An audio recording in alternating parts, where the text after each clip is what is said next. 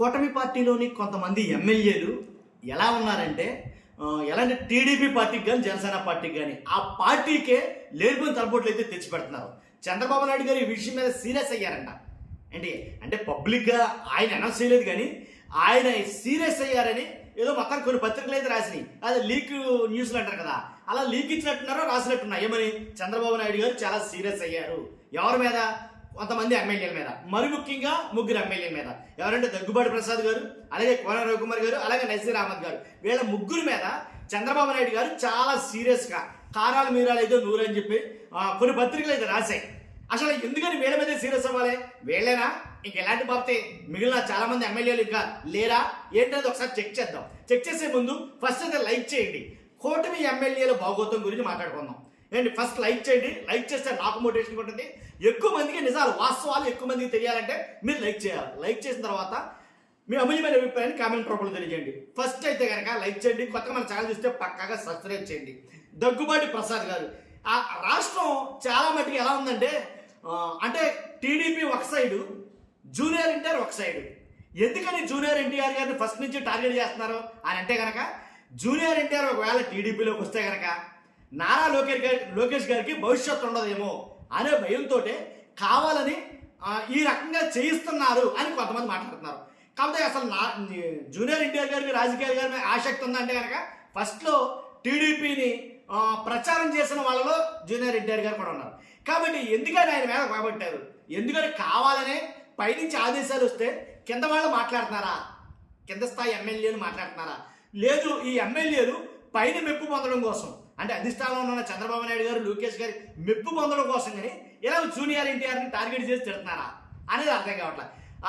ఎవరైతే దగ్గుబాటి ప్రసాద్ ఉన్నారో అసలు నానా దారుణమైన బుద్ధులు, పచ్చి బుద్ధులు తిట్టాడు ఆయన. ఆయన్ని అలాగే వాళ్ళ అమ్మగారిని కూడా, నారా లోకేష్ గారు వాళ్ళ అమ్మగారిని కూడా.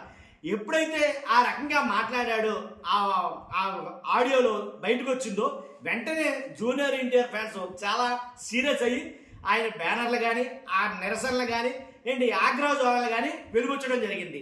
కాబట్టి వెంటనే ఆయన ఏం చేశాడు, వన్ స్టెప్ డౌన్ అయ్యి తప్పైపోయింది, క్షమించండి, అది నా వాయిస్ కాదు, మిమిక్రీ చేశారని ఒక రకంగా మాట్లాడాడు. కానీ అది ఆయన వాయిస్ అని మ్యాక్సిమం రాష్ట్రం అంతా అర్థమయ్యేసరికి ఆయన కొంచెం లేట్ అయినట్టుంది. కానీ దాని పనిష్మెంట్ తీవ్రంగా ఉంది. అది టీడీపీకి మాయన మచ్చలా తయారైంది.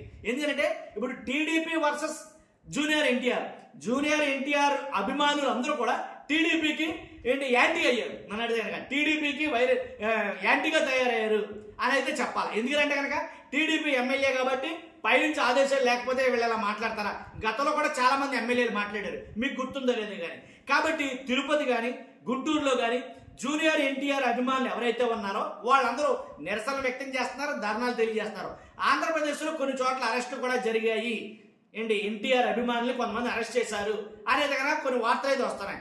మొత్తానికి ఏమైతేనండి, ఎంత తత్తు జరుగుతున్నా సరే జూనియర్ ఎన్టీఆర్ గారి గురించి, వాళ్ళ అమ్మగారి గురించి ఇంత దారుణంగా బూతులు తిప్పితే ఒక ఎమ్మెల్యే కనీసం చంద్రబాబు నాయుడు గారు పిలిపించుకుని అఫీషియల్గా ఆయన్ని సస్పెండ్ చేయడమో, లేదా పార్టీని సస్పెండ్ చేయడమో, లేకపోతే ఆయన్ని హెచ్చరించడమో, సీరియస్ అవ్వడమో అఫీషియల్గా అనేది ఎక్కడ జరగల. తర్వాత కొన్ని పత్రికలు ఎలా పచ్చపత్రికలు అని అంటారుగా, కొన్ని పత్రికలు అయితే ఉన్నాయి, కొన్ని టీవీ ఛానల్ అయితే ఉన్నాయి. ఎప్పుడైతే నారా భువనేశ్వరి గారికి అన్యాయం జరిగిందనో, లేకపోతే ఇతరత్ర నారా ఫ్యామిలీ వారికి అన్యాయం జరిగిందనో, లేదా దూషించారనో, తిట్టారనో అన్న సందర్భం వస్తే మాత్రం కోడే కూసే ఈ పత్రికలు, ఈ ఛానళ్ళు కనీసం నారా ఎవరైతే నందమూరి తారక రామారావు జూనియర్ ఎన్టీఆర్ గారికి అవమానం జరిగింది, వాళ్ళ మదర్ గారిని దారుణంగా బూతులు తిట్టాడు ఎవరు టీడీపీ ఎమ్మెల్యే అని తెలిసినప్పుడు కనీసం ఎందుకని ఖండించలేదు? నారా వారి ఫ్యామిలీ కానీ, అలాగే ఎవరైతే నందమూరి ఫ్యామిలీ కానీ, నారా వారి ఫ్యామిలీ కానీ ఎందుకని ఖండించలా? వాళ్ళ ఇంట్లో ఆడమనిసే కదా, జూనియర్ ఎన్టీఆర్ గారు మదర్ కూడా వాళ్ళ ఇంట్లో ఆడమనిసే కదా, మరి ఎందుకని ఖండించలేదు అని జూనియర్ ఎన్టీఆర్ ఫ్యాన్స్ చాలా మంది ఈ విషయాన్ని ఈ ప్రశ్న ఎక్కువగా లేవనెత్తుతున్నారు. కాబట్టి అలాగే నారా భువనేశ్వరి గారు కూడా ఖండించారు కదా, ఎందుకని ఖండించలేదు? ఎక్కడో మన రీసెంట్గా వైఎస్ఆర్సీపీ వాళ్ళు నాయకులు ఏదో ఒక ఆడమనిషిని మహిళని తిట్టారనో ఏదో చేశారనో వెంటనే నారా భువనేశ్వరి గారు రెస్పాండ్ అయ్యారు కదా, ఇప్పుడు ఎందుకని దాన్ని ఖండించడం లేదు నారా భువనేశ్వరి గారు అని ప్రశ్నిస్తున్నారు. అంతేకాదు ఏదైతే నందమూరి ఫ్యామిలీ నుంచి ఎవరు ఇప్పుడు దాకా ఎందుకని ఖండించలేదు ఈ విషయాన్ని? ఎందుకంటే జూనియర్ ఎన్టీఆర్ గారి వాళ్ళ అమ్మగారిని నానా బూతులు అయితే తిట్టడం అయితే జరిగింది టీడీపీ ఎమ్మెల్యే. కానీ ఎందుకని దీని మీద ఎలాంటి ఖండన కానీ స్పందనలు కానీ ఎందుకు తెలియజేయడం లేదు? తర్వాత ఏవైతే ఛానల్స్ ఉన్నాయో బాకాలు ఊది మరి బీభత్సంగా డబ్బులు కొట్టి మరి చెప్తాయి కదా ఏదన్నా సన్నివేశం సంఘటన జరిగినప్పుడు. ఎందుకని ఇప్పుడు కిమ్మనకుండా అలా సైలెంట్గా కూర్చుండిపోయి ఈ పత్రికలని టీవీ ఛానళ్ళని ఎందుకని మాట్లాడటం లేదు అని నందమూరి అభిమానులు చాలా ప్రశ్నలు అయితే కనుక సంధిస్తున్నారు. వీటికి ఎందుకు సమాధానం లేదు. కాబట్టి ఇలా ఉంది. దగ్గుబాటి ప్రసాద్ గారి మాట అలా ఉంటే కోన రవికుమార్ గారు ఏదైతే మహిళల గురించి అసభ్యంగా మాట్లాడి ఆమెని ఏ రకంగా వీడియో కాల్ చేసి ఏ రకంగా అయితే చిత్రహింసలకు గురి చేశాడని అంటున్నారో అది ఆ పంచాయతీ ఎంతవరకు రాజీనామా దాకా ఎంతవరకు అయితే తెలియదో మనకు అందరికీ తెలుసు. కాబట్టి ఆయన విషయంలో కూడా చంద్రబాబు నాయుడు గారు చాలా సీరియస్గా ఉన్నారు అనేది మాట్లాడారు. తర్వాత నజీర్ అహ్మద్ ఏదైతే ఫ్లయింగ్ కిస్లు ఇచ్చినో లేకపోతే రకరకాలుగా మూతి ఎక్స్ప్రెషన్ పెట్టి ముద్దులు పెట్టి రకరకాలు చేశాడు ఈ ఎమ్మెల్యే. ఇలాంటి ఎమ్మెల్యేలు కూటమిలో ఇంకా చాలా మంది ఉన్నారు. ఆల్రెడీ ఆపా ఒక్కొక్కరు బయటపడుతున్నారు, అదే తేడా. కాబట్టి బయటపడిన వాళ్ళ మీద చర్యలు ఇవి.